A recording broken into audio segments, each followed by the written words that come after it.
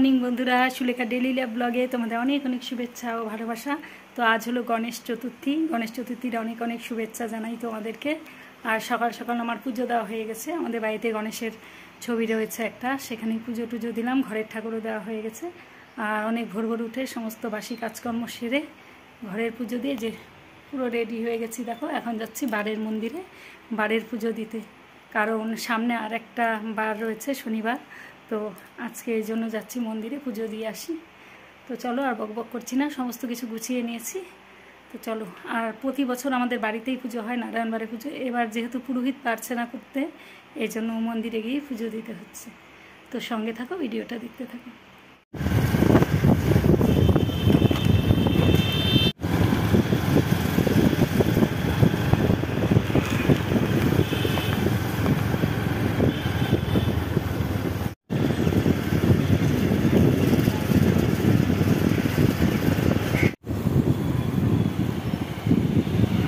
দেখো কেমন ভিড় পড়ছে।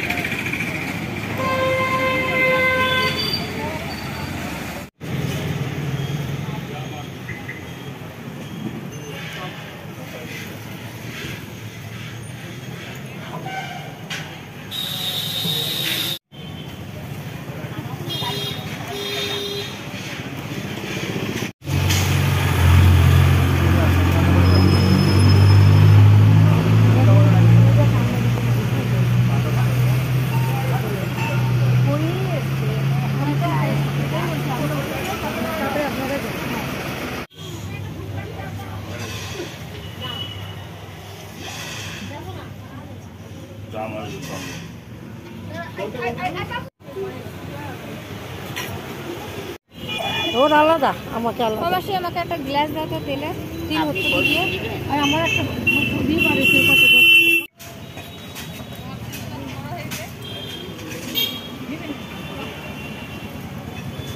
এমনি শান্ত দাম চাই।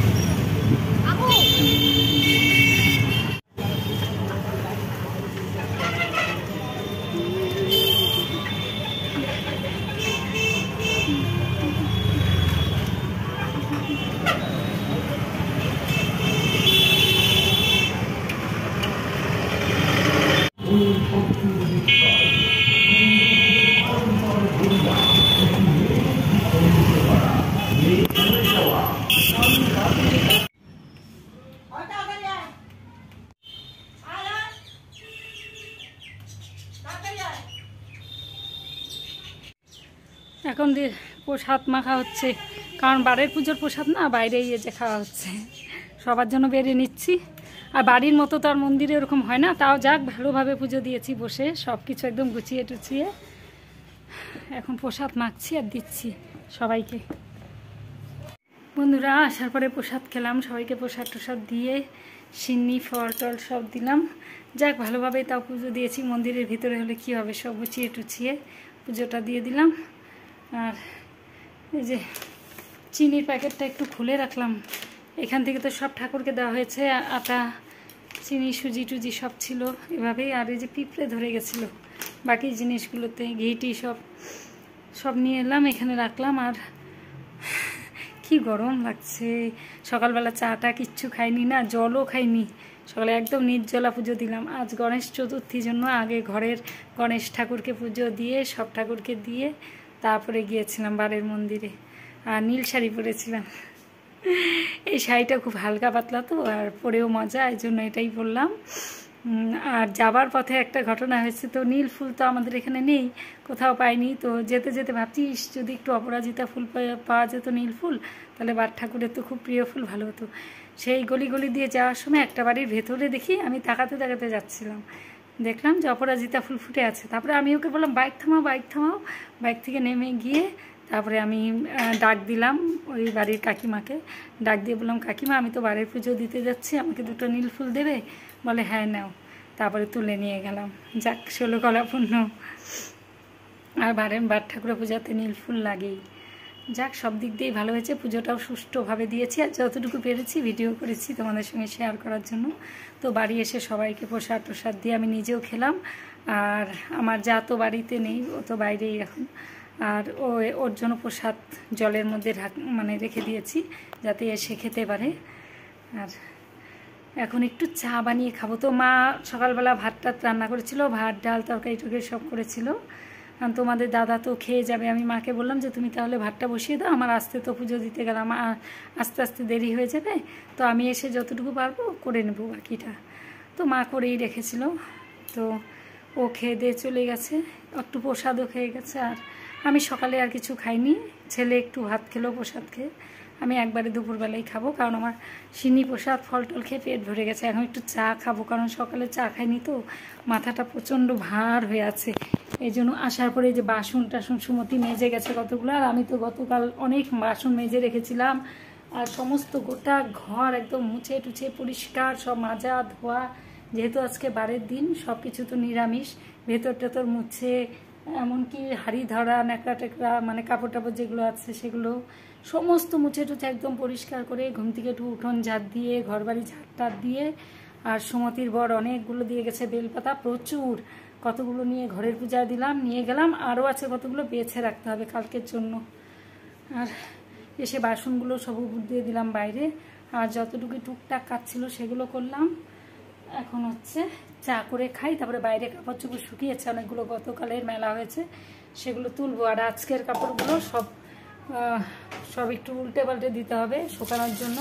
আর ভিজিয়েও রাখলাম কতগুলো কাপড়, আর বাড়ি পূজা দিয়ে এসে তো ওই কাপড় চোপড় পরে ঘরে ঢোকা যাবে না, তো আমি সব কাপড়গুলো বাথরুমের মধ্যে জলের মধ্যে চুবিয়ে রেখে একদম পুরো গা একদম ধুয়ে নিয়ে এই যে ঘরে ঢুকলাম। চলো চাটা আগে করে খেয়ে নিই, মাথাটা ভার হয়ে আছে। আর আসার সময় যে প্যান্ডেলগুলো একটু একটু শেয়ার করলাম না, এগুলো গণেশ ঠাকুরের প্যান্ডেল। তো দেখি বিকেলবেলা আবার কম্পিউটার ক্লাস আছে আমার, যেতে হবে 4:30 থেকে ক্লাস, 4টেতে বেরোতে হবে। তো ঠিক আছে, সঙ্গে থাকো, ভিডিওটা দেখতে থাকো।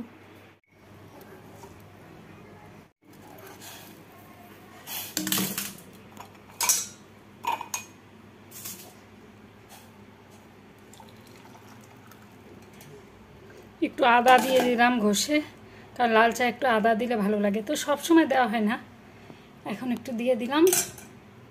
তো চা রেডি। আর প্রচণ্ড জল পেপাসা পাচ্ছিল, এতক্ষণ শুধু জল খেয়েই যাচ্ছে আসার পর থেকে, এত জল পেপাসা পাচ্ছে, আর অসম্ভব গরম বাবা। এখন অনেকটা বেলা হয়ে গেছে।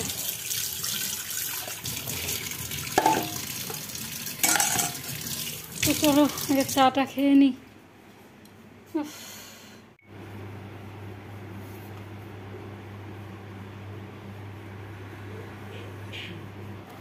বন্ধুরা খেতে বসে পড়লাম, আর এখন বাজে 2:45, আর সকালে ভাত খাইনি, তো ফল টল চিনি টিনি খেয়ে একদম পেট ভরে গেছিলো।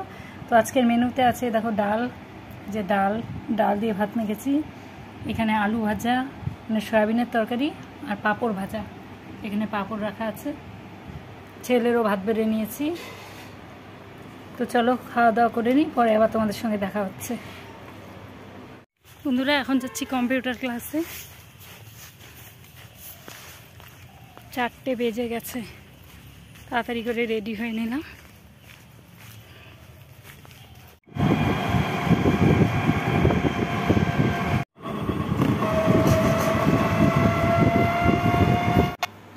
কম্পিউটার ক্লাস থেকে বের হয়ে তোমাদের দাদাকে ফোন করেছিলাম, তো বলল ওর কাজের জায়গায় যেতে, তাহলে ওর সঙ্গে আমি বাড়ি ফিরতে পারবো সেটা ভেবে মানে ওর কাজের জায়গায় যাচ্ছি। এমনি অন্ধকারও হয়ে গেছে, আর 2-1টা গণেশ ঠাকুর দেখলাম আর তোমাদের সঙ্গে শেয়ার করলাম, ওই নিয়ে গেল দেখানোর জন্য।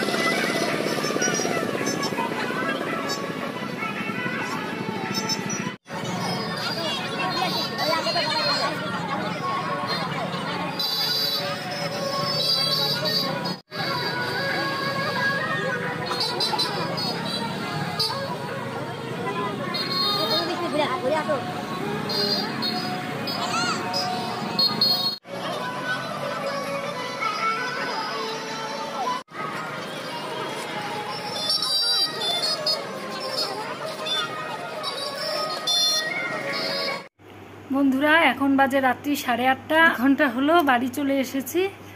আর এসে একটু ফ্রেশ হয়ে নিলাম, হাত মুখ টুক ধুয়ে। আর তোমাদের সঙ্গে কথা বলবো কি, প্যান্ডেলে গিয়ে যে মিউজিক গান চলছে সব গণেশ ঠাকুরের, আর কপিরাইট আসবে, এই জন্য আমি এই যে একটু স্পিড বাড়িয়ে দিয়েছি ভিডিওটার, যাতে গানগুলো একটু মানে বোঝা না যায় সেই জন্য। কারণ দেখো প্রচণ্ড পরিমাণে গান চলছিল, কোনো জায়গাতেই মানে আমি ঠিকমতো কথাও বলতে পারছিলাম না। ভিডিওটা কেমন লাগলো অবশ্যই কমেন্ট করে জানিয়ে দিও।